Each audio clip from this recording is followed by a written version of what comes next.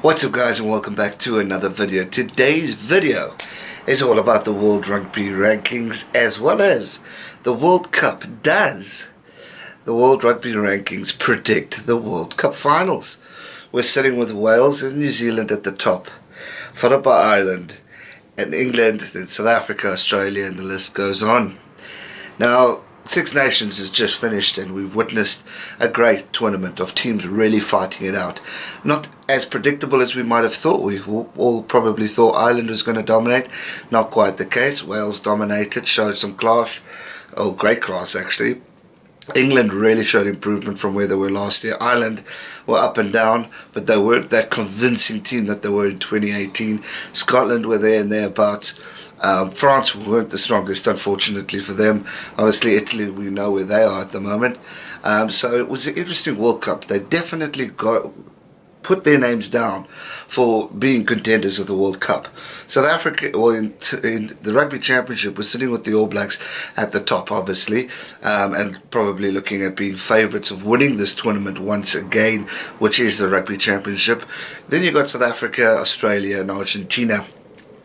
Now South Africa are 5th in the world rankings, Australia are 6th, and then Argentina I think are 10th at the moment. So very interesting stats if we have to look at it, because you got a Southern Hemisphere team, then 3 Northern, then Southern and Southern. Very, very interesting, because normally these World Cups are quite dominated by the Southern Hemisphere. We haven't seen a Northern Hemisphere team win in the last 16 years when England took it in 2003. And what a World Cup it was. England beating the Wallabies in order to go that extra mile, and Johnny Wilkinson getting that drop goal. Some strong memories for England there. But will we see England or will we see another team? Because that's the interesting question here. Are Wales, that they're on a great roll, they're on a winning streak of note, but are they the team to crack the All Blacks? Now obviously as we go into the group stages and all the quarters, semis, it's going to vary. So we're not going to get the top 2 versus the top 4 and 5, because it's obviously all going to be mixed up. We're going to see Australia meet Wales at some time, which could be interesting. England's going to meet South Africa, are going to meet Ireland probably. All Blacks are going to meet Scotland, and there we go, and we see the strengths take on and where this World Cup final will actually be. But what I mean by it predicts, is it going to predict who the top 2 teams are, or is it going to predict a Northern versus Southern Hemisphere final, or is it going to just be a Southern Hemisphere final or a Northern Hemisphere final? That's something we've never seen before. Could we see change? Now, I've gone on saying in this World Cup that it's really going to be the most competitive World Cup I think we've seen in so many years, because of the level of intensity these teams are playing at the moment.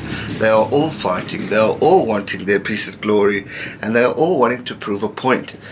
The world of media has really taken off in the past 4 years, and we've seen the coaches talk. Obviously it's been happening for many years now, but they'll say the past 4 to 8 years we've seen a lot of talk, we've seen a lot of development, progression, growth in this amazing sport. We've seen players really shine. If we have to go back 4 years ago, we wouldn't be thinking of the Irish and Wales as World Cup contenders. We always knew they were a threat, but we wouldn't say, whoa, we're actually nervous of them. They've got potential. Do you know what I mean? And I don't mean any disrespect to these 2 teams. You guys know I love them. But that's the point. It was more, France was the threat. England's your threat. I mean, even Scotland we're talking about, you've got to watch out for, because they're a dark horse. They are there and thereabouts.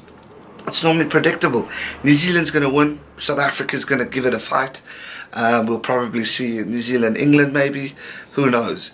Australia are always there, and they were there last World Cup, but those are the different things. We're always so used to Southern Hemisphere, Southern Hemisphere, Southern Hemisphere. Now we are seeing competitiveness from the Northern Hemisphere, which I think is great, because it's going to bring the best out of this World Cup and the most exciting moments from players, from teams. We're going to see individual brilliance. We're going to see team brilliance. We're going to see some failures, obviously. I mean, no one's perfect. We're going to see some shocking movements and plays. I mean, I don't know if you guys have watched the Super Rugby game between the Sharks and the Bulls. I mean, it was an MMA fight between Skull Brits and Aka van der Merwe. Are we going to see some MMA fights? Probably so, because again, the intensity level for these teams who want to win this World Cup so badly, it is going to be absolutely amazing. And it's going to showcase the grandest stage of amazing rugby, and I really think that's going to be awesome. I did a poll last night, and this is what inspired this video, and I said, here are the top 5 nations. Obviously I could only fit 5 in World Rugby. According to the rankings, who's going to win the 2019 Rugby World Cup? Now this is the interesting part. We had over 797 votes. 34% said New Zealand, 24% said Wales, 21% said Ireland, then England only 9%, and South Africa 11%. So interesting stats here. And obviously, depending on when people see this, I don't know how many All Blacks had seen this or Southern Hemisphere teams had seen it, but clearly Wales, Ireland are looking as very good competitors for this World Cup, and rightly so. You know, one thing we must also not really just overthrow here. Yes, Ireland battled, and they didn't have the greatest Six Nations, but we can't write off what happened last year. They might have peaked a bit too soon, but we cannot write them off. The depth within the squad is amazing. Yes, they just lost Dan Levy, which is a huge loss, and who knows what's going to happen in the Pro 14 final games, in the European Championship Cup, the Gallagher, Super Rugby. We could see many more injuries of stars that we want to see perform. And that's the thing to take into account. What comes down to this World Cup is the depth within your squad. And if I have to look at the teams at the moment, for me, Ireland and New Zealand are currently sitting with the best depth in World Rugby at the moment. If you look at Leinster, Connacht, Ulster, Munster, those are 4 fantastic nations with amazing talent, brilliant talent, and superstars in there. I mean, Leinster alone has a fantastic team that could probably represent Ireland. Same with Munster. You've got Ulster, you've got Stockdale. I mean, there's great talent there. If we look at the English Premiership, we've got teams there that have great talent. I mean, Saracens really looking good at the moment. Wales didn't show in the Champions Cup, but again, it doesn't reflect the performance that we saw in the Six Nations, which is an important key to remember. We're still seeing international greatness, but what I'm impressed with, what we're seeing in Ireland, is great teams, provincial games, playing strong. Ireland still coming third, but keeping the intensity up. If we go into Super Rugby at the moment, we're seeing the All Black teams starting to wake up now, because the Chiefs really lost it out. Crusaders didn't have a hot game, but we all know they're going to bounce back. The talent within Crusaders is strong, and they did bounce back last weekend. Hurricanes have got talent to team, and the Blues aren't looking bad either. They have their moments. So the depth within is brilliant. Australian provincial teams are looking good. South Africa are up and down. We've got the talent and the players. But from a depth point of view, I just keep thinking of the quality that we see in Ireland and New Zealand, especially New Zealand. It is truly amazing, and that to me is going to idolize what this World Cup is going to be. So it's interesting to see the stats of what I've read here. Obviously the comment section will say others differently, because obviously didn't include them. Scottish Thor said Scotland, Connor McPhail said Scotland, Jay King said, come on guys, this is a joke. We all know Uruguay is going to win the World Cup. Yeah, sure. A few guys from South Africa say Wales to make history. Argentina, Pep Gang, obviously proud Argentinian man there. I agree with you. Atlas says toughest World Cup in history. Frank says it's hard to go past New Zealand. Sorry guys, but you've got to be real on this one. fair point. I mean, New Zealand are great. This is an Irishman talking here. If Sir Gero, forgive me if I said it wrong, my heart says Ireland, my head says New Zealand. But the one thing is for sure, the World Cup is looking good. That, my friends, is going to be brilliant. Daniel Straight says, All Blacks purely on form and all-round consistency. I think Ireland and Wales are fantastic chances, but are peaking too early given, the other teams are peaking too early given South Africa's coaching dilemma. I think they'll perform strongly but fail short. I don't agree with you there. I don't think South Africa have a coaching dilemma. I think we've got a bloody good coach at the moment. So I'm quite strong for my Springboks. I think we're strong. England and Australia says also within the outside job.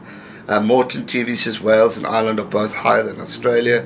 Springboks in England, they will get to really come around altogether. That didn't quite make sense, but I think he's going Wales and Ireland there.